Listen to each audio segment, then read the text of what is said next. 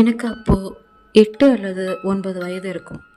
அது ஒரு மார்கழி மாதம். மதுரையில் உள்ள ஒரு பழைய குறுகலான தெருக்கள் கொண்ட பகுதியில் என் தாத்தா வீடு இருந்துச்சு. மார்கழி மாதத்தில் அந்த எலும்பை உருக்கும் குளிர் பகலில் பெஞ்ச லேசான மழையால் இன்னும் அதிகமாக இருந்துச்சு. நைட்டு 8 மணி இருக்கும். ஆனால் அந்த ஊரோட அமைதியை பார்த்தா நள்ளிரவு மாதிரி தோணுச்சு. திடீர்னு கரண்ட்டு கட் ஆகிடுச்சு.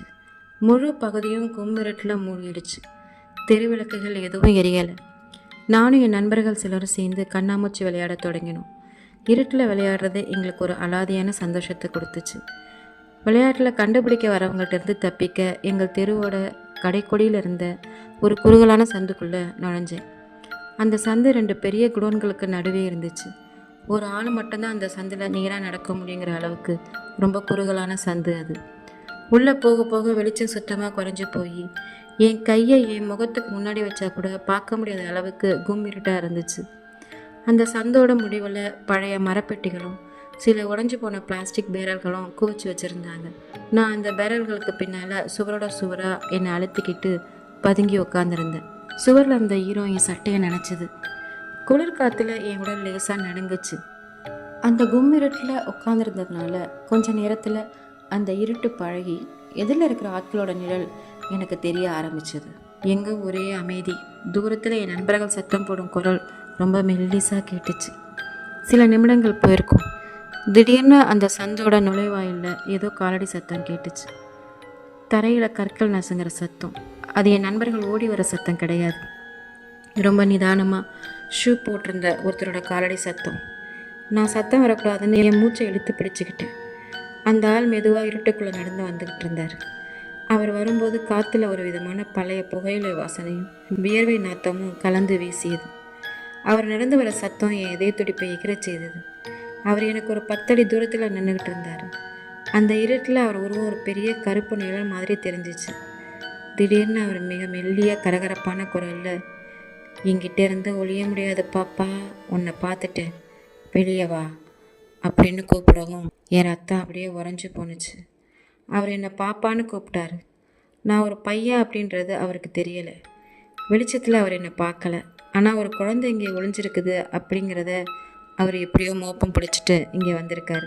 அவர் கையில் ஏதோ ஒரு இரும்பாலான பொருளை வச்சுருந்தார். அது சோறில் உரசும்போது க்ரீச்சுன்னு சத்தம் கேட்டுச்சு. ஒவ்வொரு மரப்பெட்டியாக தள்ளிட்டு நான் இருக்க இடத்த நெருங்கிக்கிட்டு இருந்தார். எனக்கு அழுக தொண்டையை அடைச்சிது. ஒரு சின்ன சத்தம் போட்டால் கூட நான் மாட்டிக்கொள்வேன்னு எனக்கு தெரிஞ்சிச்சு. அவர் கை நான் மறந்திருந்த பேரலை தொட்டு. இருட்டில் அவர் மூச்சு வர சத்தம் என் காதுக்கு பக்கத்தில் கேட்டுச்சு. அந்த வினாடி சந்தின் வெளியே பிரகாசமான ஒரு டார்ச் லைட் வெளிச்சம் அடிச்சிச்சு. யாரா அந்த இருட்டில் அப்படின்னு அந்த பகுதியின் இரவு காவலாளியின் அதட்டலான குரல் கேட்டுச்சு. அந்த வெளிச்சம் என் மேலே படுவதற்குள் அந்த நிழல் மனுஷன் மின்னல் வேகத்தில் திரும்பி சந்தின் மறுபக்கம் இருந்த ஒரு உடைந்த சுவர் வழியாக குதிச்சு தப்பிச்சு ஓடிட்டான். பயத்தில் நடுங்கி கொண்டிருந்த என்னை அந்த காவலாளி அங்கிருந்து கூட்டிகிட்டு போனார். அந்த ஆள் யார், அவன் கையில் இருந்த அந்த இரும்பு பொருள் என்ன அப்படின்னு எனக்கு இன்னைக்கு வர தெரியாது. ஆனால் அந்த காவலாளி மட்டும் வராமல் நான் லேசாக அசைஞ்சிருந்தா கூட என் நிலைமை என்னவா இருக்கும்னு நினச்சி பார்க்கவே பயமாக இருக்குது. அன்னைக்கு நான் கற்றுக்கிட்ட பாடம், யாருக்கும் தெரியாமல் யாரோட துணையும் இல்லாமல் புது இடங்களுக்கு நம்ம போகக்கூடாது அப்படிங்கிறது தான்.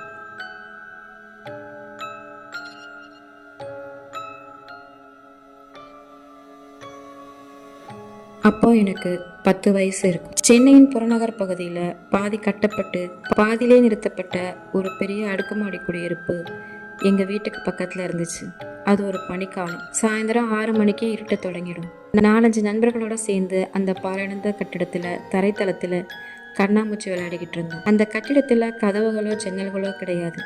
வெறும் கான்கிரீட் சுவர் மட்டும்தான். பெரிய பெரிய நீண்ட தாழ்வாரங்கள் மட்டுமே இருந்துச்சு. வெளியே இருந்து வரும் மழைக்காற்று அந்த நீண்ட தாழ்வாரங்களை நுழையும் போது ஒரு விதமான ஊழையிற சத்தத்தை எழுப்புச்சு. என் நண்பன் 1-2 எண்ண தொடங்கியதும் நான் படிகளில் ஏறிய முதல் மாடிக்கு போனேன். அங்கே யாரும் வரமாட்டார்கள்ன்ற தைரியம். முதல் மாடியின் தாழ்வாரம் ரொம்ப நீளமாக இருந்துச்சு. அதன் 2 பக்கமும் அறைகள் இருந்தது. நான் கடைசி அறைக்குள்ளே போய் அங்கே அடுக்கி வைக்கப்பட்டிருந்த சில சிமெண்ட் மூட்டைகளுக்கு பின்னால் ஒளிஞ்சுக்கிட்டேன். அந்த அறையின் தரை முழுவதும் மணல் கொட்டி கிடந்துச்சு. நான் அங்கேயே அமைதியாக உட்காந்துருந்தேன். சுமார் 10 நிமிடங்கள் ஆகியிருக்கும். கீழே இருந்து எந்த சத்தமும் இல்லை. கொஞ்ச நேரத்துக்கு அப்புறம் படியில் யாரோ ஏறி வர சத்தம் கேட்டுச்சு.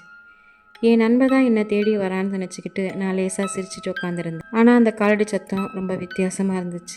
நான் சிமெண்ட் மூட்டைகளின் இடுக்கிலிருந்து மெதுவாக எட்டி பார்த்தேன். வெளியே ரோட்டில் எரிஞ்ச மங்கலான தெருவிளக்கு வெளிச்சத்தில் அந்த ஆளோட நிழல் சுவரில் விழுந்துச்சு. ரொம்ப உயரமாக வாட்டசாட்டமான உருவம். அவர் தோளில் ஒரு பெரிய கோணிப்பை வச்சிருந்தார்.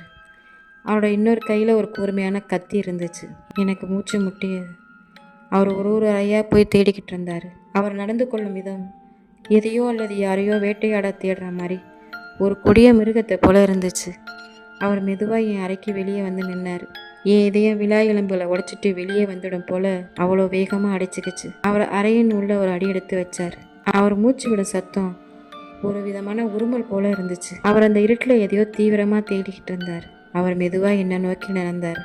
இருட்டில் அவருக்கு என் உருவம் தெரியலைனாலும் நான் இருக்கும் திசையை நோக்கி அவர் வந்துக்கிட்டு இருந்தார். சிமெண்ட் மூட்டைகளுக்கு பின்னால் என்னால் இனி பின்வாங்க முடியாது. அவர் என்னை பிடிப்பதற்கு இன்னும் 2 அடிகள் தான் இருந்துச்சு. அந்த நேரத்தில் கீழிருந்து என் நண்பர்களின் குரல் ஓங்கி ஒழிச்சிச்சு.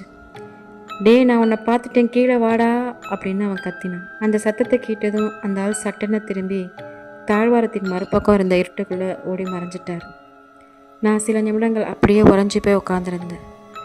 அப்புறம் உயிரை கையில் பிடிச்சிக்கிட்டு கீழே ஓடினேன். நண்பர்களிடம் இதை கூறிய போது அவங்க யாரும் அதை நம்பலை. ஆனால் மறுநாள் அந்த இடத்திற்கு போலீஸ் வந்திருந்தாங்க.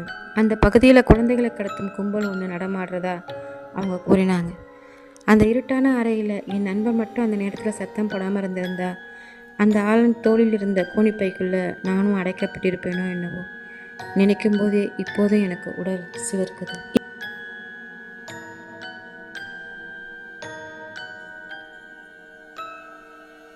எனக்கு அப்போது 11 வயசு இருக்கும். எங்கள் கிராமத்தில் இருக்கிற தெருக்கள் ரொம்பவும் குறுகலாக வளைஞ்சு நெளிஞ்சு இருக்கும். தெருவில் ஆள் நடமாட்டமும் குறைவாக இருக்கும். அது ஒரு குளிர்காலம். இரவு 9 மணிக்கே பனிமூட்டம் தொடங்கிடும். ஒரு தெருவிளக்கின் வெளிச்சம் 10 அடிக்கு கூட தெரியாத அளவுக்கு பனி அடர்த்தியாக இருக்கும். நானும் என் அக்கம் பக்கத்து வீட்டு பிள்ளைகளும் சேர்ந்து கண்ணாமூச்சி விளையாடிக்கிட்டு இருந்தோம். நான் விளையாட்டில் யார்ட்டையும் சிக்காமல் இருக்கிறதுக்காக எங்கள் தெருவோட முடிவில் ஆள் நடமாட்டம் இல்லாத இடத்துல பல மாதங்களாக கேட்பாரற்று நின்று கொண்டிருந்த ஒரு பழைய ஆட்டோவுக்குள்ள ஏறி ஒளிஞ்சிக்கிட்டேன். அந்த ஆட்டோவின் தார்பாலின் கவரு பழைய இடங்களில் கிழிஞ்சிருந்துச்சு. உள்ளே ஒரே தூசியும் துருப்பிடித்த இரும்பின் வாசனையும் வீசுச்சு. நான் பின்புற இருக்கையின் அடியில் என்னை சுருட்டிக்கிட்டு படுத்துக்கிட்டேன். வெளியே பனிமூட்டம் காரணமாக எதுவும் தெளிவாக தெரியல. ஒரே மயான அமைதி நிலவியது. அப்போது ஆட்டோவுக்கு வெளியே சில காலடி சத்தம் கேட்டுச்சு. ஒரு ஆள் தெருவில் நடந்து வந்து கொண்டிருந்தார். அவர் போதையில் இருந்த மாதிரியோ இல்லை ஏதோ மனநலம் தப்பியற மாதிரியோ நடந்துக்கிட்டார். அவர் கையில் எதையோ வச்சுக்கிட்டு தனக்கு தானே முணுமுணுத்துக்கிட்டு இருந்தார். அவர் ஆட்டோவுக்கு ரொம்ப பக்கத்தில் வந்து நின்னார். நான் கிழிந்த தார்பாலின் வழியாக அவரை பார்த்தேன். அவர் முகத்தில் பல தழும்புகள் இருந்துச்சு. கண்களில் ஒரு வக்கரமான பார்வை. அவர் கையில் ஒரு கைத்தையும் ஒரு பழைய துணியையும் வச்சுருந்தார். அவர் அங்கேயே நின்றுக்கிட்டு இருட்டில் விளையாடுற குழந்தைங்கள கவனிச்சிட்ருக்கதை நான் பார்த்தேன். திடீர்னு என்னை தேடிக்கிட்டு என் நண்பன் ஒருவன் அந்த பக்கம் வந்தான். அந்த ஆள் உடனடியாக இருட்டிற்குள்ளே பின்வாங்கி ஆட்டோவின் பின்புறமாக பதுங்கிக்கிட்டான். என் நண்பன் ஆட்டோவை நோக்கி வந்துக்கிட்டு இருந்தான். அந்த ஆள் தன் கையில் இருந்த துணியை விரித்து என் நண்பன் அருகில் வர காத்திருந்தான். எனக்கு என்ன செய்கிறதுனே தெரியலை. நான் சத்தம் போட்டால் அவன் என்னை பிடிச்சிக்குவான். அமைதியாக இருந்தால் என் நண்பன் அவனிடம் சிக்குவான். என் நண்பன் ஆட்டோவத்தோட கையை நீட்டிய வினாடி நான் ஆட்டோவில் உள்ளே கிடந்த ஒரு பெரிய இரும்பு போல்ட்டை எடுத்து அந்த ஆள் நின்றிருந்த திசைக்கு எதிர்ப்புறமாக இருந்த ஒரு தகர கதவின் மீது பலமாக வீசினேன். டமார்னு ஒரு பெரிய சத்தம் கேட்டுச்சு. என் நண்பன் பயந்து போய் வந்த வழியே ஓடிட்டான். அந்த சத்தத்தை கேட்ட அந்த ஆள் சட்டுன்னு திரும்பி ஆட்டோவுக்குள்ளே எட்டி பார்த்தான். இருட்டில் என் கண்கள் அவனுடைய கண்களை சந்தித்தன. அவனுடைய முகம் ஒரு பிசாசு போல மாறி இருந்துச்சு. அவன் ஆட்டோக்குள்ளே கையை விட்டு என்னை பிடிக்க முயற்சி பண்ணான். நான் ஆட்டோவின் மறுபக்கம் வழியாக குதித்து தெருவை நோக்கி வெறித்தனமாக ஓடினேன். அவன் என் பின்னால் துரத்திக்கிட்டே வந்தான். அவனுடைய மூச்சு காற்று என் பிடரியில் படுவது போல இருந்துச்சு. நல்ல வேளையாக தெருவின் முனையில் சில பெரியவர்கள் நெருப்பு முட்டி குளிர் காஞ்சிக்கிட்டு இருந்தாங்க. நான் அலறிக்கிட்டே அவர்கள் கூட்டத்திற்குள்ளே புகுந்தேன். திரும்பி பார்த்தப்போ அந்த பனிமூட்டத்திற்குள்ளே அந்த ஆள் ஒரு நிழல் போல மறைஞ்சு போனான். பெரியவர்கள் தேடி பார்த்தோம், அவனை பிடிக்க முடியல. அன்னைக்கு நான் அந்த இரும்பு துண்டை வீசாமல் இருந்திருந்தாலோ அல்லது ஓடும்போது நான் கீழே விழுந்திருந்தாலோ நான் இன்னைக்கு உயிரோடு இருந்திருக்க மாட்டேன். அந்த வக்கரமான கண்களும் அந்த பழைய துணியின் வாசனையும் இப்போவும் என் கனவுல வந்து என்னை அச்சுறுத்துது.